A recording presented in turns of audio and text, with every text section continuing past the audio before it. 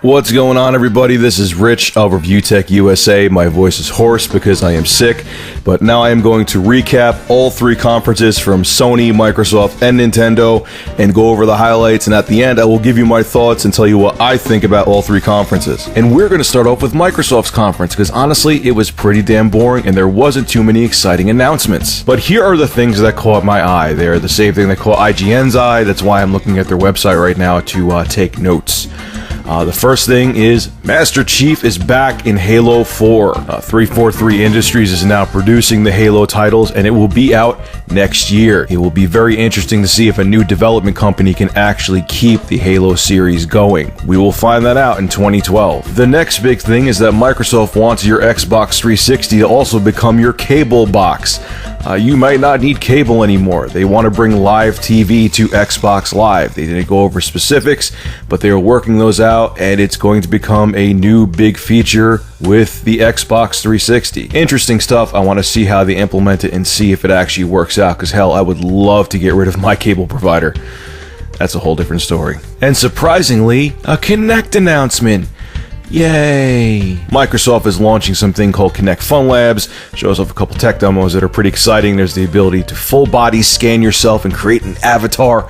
Object scanning is also possible now, so you can hold something like a stuffed animal or, a basketball in front of the camera and have it appear on your 360. The most exciting tech, though, is finger tracking. Currently, Kinect can only track your fists. So when you're putting your Tiger and Kinectimals, it's not actually following your fingers, just your hands in general.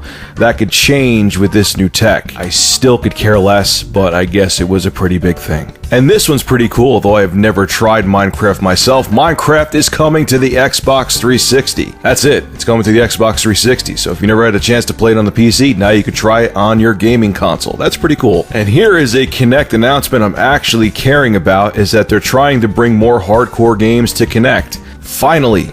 The biggest one is actually being developed by Crytek. It's going to be exclusive to the Xbox 360, and it's called Rise. It's going to have really gritty and visceral first-person perspective combat that is going to track your whole body, and every movement can actually be used in the gameplay. It's pretty interesting stuff. And that is pretty much it from Microsoft's camp. Now let's move on to Sony's E3 press conference. And there is a lot more to talk about. Of course, Sony's Jack Tretton started off by talking about the PSN outage, and he sincerely apologized for it. That was nothing big. It was nice to see him actually personally address it, but of course it was predictable that they were going to do that. They went on to show the Uncharted 3 Drake's Deception demo. The game looks amazing, but we've heard so much about it wasn't a surprise. It was pretty much assumed they were going to show a demo, but it looks amazing, and I love the Uncharted series, so I'm seriously looking forward to it.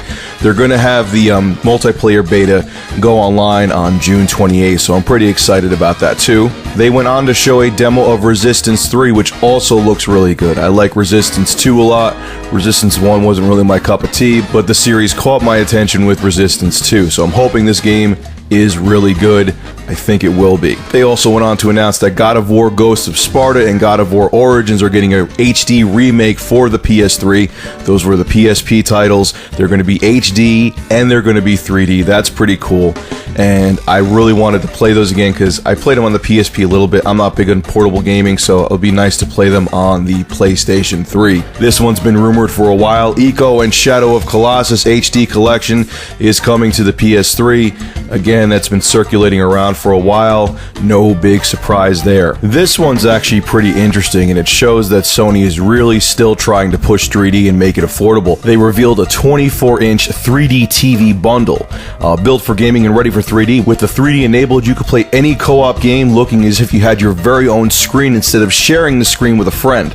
They also presented a bundle with Resistance 3 that includes 3D glasses and an HD cable for $4.99, which I still think is kind of pricey for a 24-inch TV, but they are including some other stuff with it, so we'll see how that does. They went on to have some partners, aka developers, come on the stage and say how they're going to have exclusive content for PlayStation versions of the game. There was a lot of games shown, and a lot of it we already knew, and honestly, if I go into detail about every single game, this video will be 3 hours long.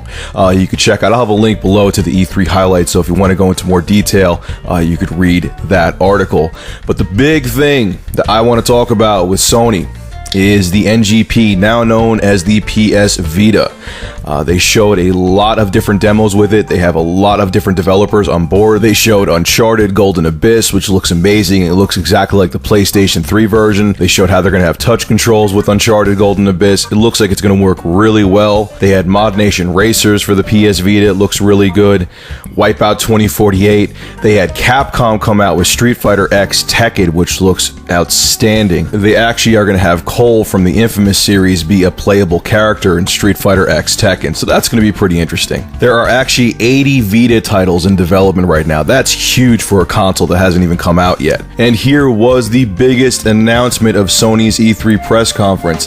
The price of the portable PlayStation Vita is actually going to be affordable. Yes, I know, it's shocking. They're going to have two models. They're going to have a Wi-Fi PS Vita and a 3G version. The Wi-Fi only version is going to be $249.99 US, and the 3G version is going to be $299.99 US. That is right at the same price point as the 3DS as of now. Probably in a year that'll change, but that still is affordable for a cutting-edge portable gaming system. The only downside to the 3G version is that they are having the network run through AT&T. You have to have 3G through AT&T, and I think everyone will mutually agree that AT&T's service sucks. But beyond that, I'm even pretty excited for the PS Vita. It seems like a very powerful, very affordable gaming console that a lot of third-party developers are already signed on to. So it's going to be very interesting to see how the PS Vita performs sales-wise. And last but not least was Nintendo's E3 press conference, and many considered / hoped them to be the belle of the ball this year. And they kind of were. Sort of. They started off the conference with an orchestrated intro because it's Zelda's 25th anniversary this year. They had a nice reel of all the games showing gameplay footage, and they played music from the Zelda series. It was a really cool intro, one of the best I've ever seen. After that, they announced a whole bunch of Zelda info. I'll have a link below if you want to get more into it. Like I said, if I went into every detail, this video would be about 3 hours long. They then announced a bunch of 3DS titles. They have Mario Kart 3DS, Star Fox 64 3DS, Super Mario 3D, which was actually the most enticing to me, Kid Icarus Uprising. We've seen so much about that even since last year.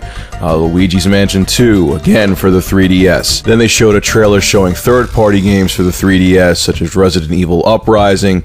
It was pretty cool. Like I said, I'm not a portable gamer, so I didn't get too into it, but it's nice to see that there's going to be a lot of support for the 3DS. Other things 3DS related is Nintendo will have an eShop with 3D Classics. One game they announced for the 3D Classics is Excitebike, which is going to be pretty cool.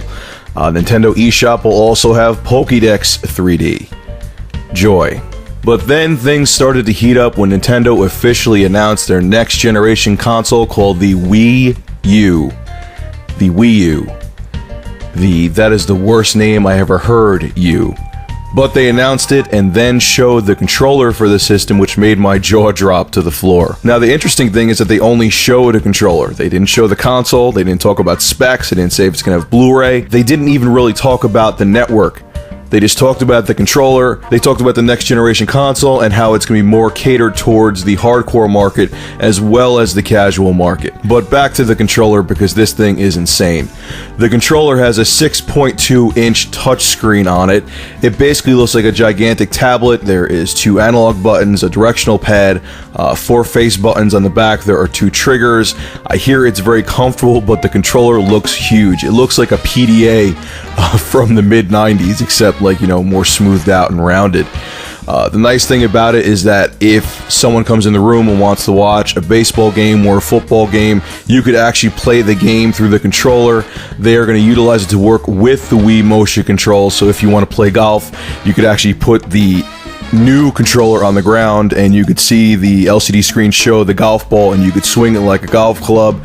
They're looking to really innovate with this controller, and it'll be interesting to see how well it works. It's also nice to see that they brought back the old school controls with this new technology. So once again, they're trying to bring the hardcore gaming market back to Nintendo. Although I was not entirely impressed with the fact they didn't have an actual console to show, they did show how third-party developers are supporting the Wii U. They had a video where they showed third-party developers and video from third-party games.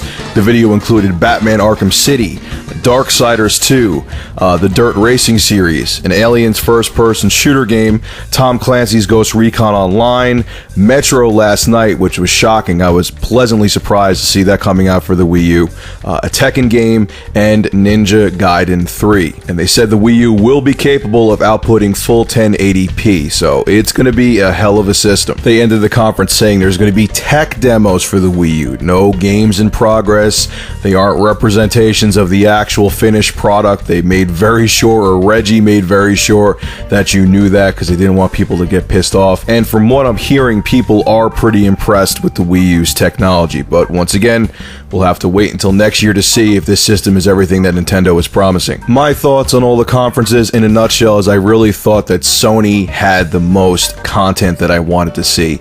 Yes, there was no jaw-dropping surprises except for the price of the Vita, which I was pleasantly surprised at how cheap it's going to be. And even though Sony's conference was, kind of boring, their presentation was kind of dull, they did have the most content and they had the most things that interested me, and I really think Sony came the strongest this year, and I thought Microsoft was just awful. Man, they keep on having conferences like that. They're really going to start hurting. That was just bad. That was the worst E3 conference I've ever seen. That made last year's E3 conference by Microsoft seem legendary, and that was a bad one. And I know many people are going to rage and say, hey, why don't you think Nintendo's was the best? They announced a brand new console, showed a bunch of hardcore games for it. I want to see solid specs. I want to see a console. I want to see its features. I want to see the network they're going to have for online gaming. I am not completely sold on it until I actually see the physical console and know what features are going to be confirmed with it, because Nintendo could still screw a lot of things up, people. So what are your thoughts? Do you think I'm nuts? Do you think I'm totally wrong? Do you think Nintendo took it all home? Did you love Microsoft's E3 conference?